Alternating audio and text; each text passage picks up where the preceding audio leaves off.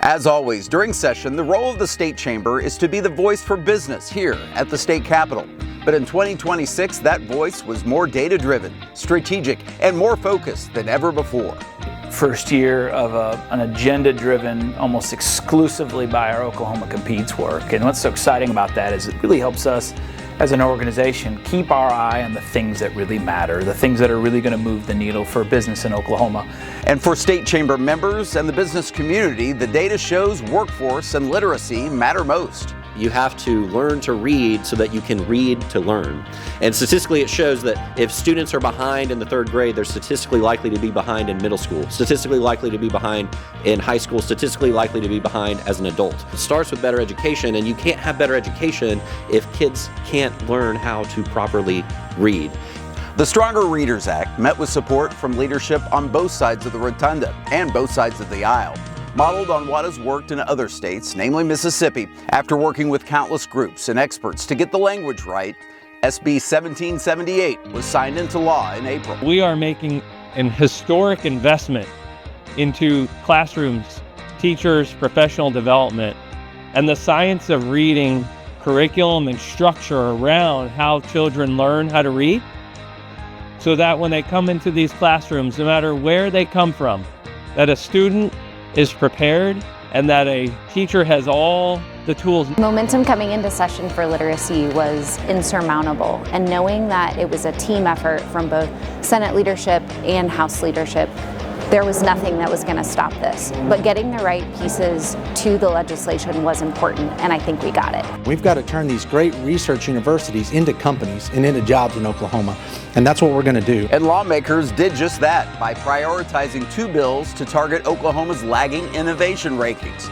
SB 1530 strengthens research and development rebates and opportunities for Oklahoma companies and universities. Really fantastic way for Oklahoma to position ourselves as a leader in national security. We have a very strong aerospace defense sector. We have a very strong energy sector. And so making sure that we're able to innovate and develop new products, this is a great way to encourage that. Senate Bill 1670 also targets innovation by modeling how university research is translated into commercial opportunities in Oklahoma. OU and OSU are both top 150 national in research expenditures. The missing link is actual lab to market execution. We must do a better job of bringing ideas into companies and jobs and economic growth for the state of Oklahoma. You begin to turn that flywheel on innovation. These two things are very important to making sure we're going in the right direction and we're ready for what's next in Oklahoma. And those legislative champions got that. You know, Senator Thompson and Senator Reinhardt, Speaker Pro Tem Moore, all knew this is stuff we've got to do to move the ball forward for Oklahoma so we can continue to innovate and be a target place to come invest and make that innovation happen. And a key component for Oklahoma competing, investing in opportunities where Oklahoma has a firm foundation. And key investments require accountability and evaluation. Senate Bill 1990 takes the right steps to give us those answers by improving how Oklahoma evaluates economic tax incentives. What we're trying to accomplish here is we're trying to figure out, as it relates to incentives that we provide here in the state of Oklahoma or that we've passed through legislation, is if the juice is worth the squeeze. It's transparency and accountability.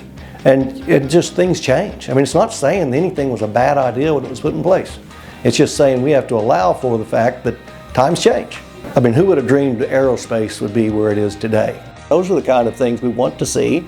Say that's successful, let's keep going. We were really thankful that Representative Kane and Senator Hall were willing to take up this issue for us because both of those members, being key leaders in the appropriations process, understand how incentives work and how those affect the overall state budget and how they help us compete with states around us. The momentum this session on Oklahoma Competes and the Chamber's annual agenda was outstanding, and all of that really helped us realize the importance of the long-term strategy that is Oklahoma Competes. We're building for pieces for next year and in future years. This was step one in a journey of 100 things like this on a way to making Oklahoma more competitive. It was data-driven, it was well-researched and thought out, and we're on our way where every session is going to be able to build on those things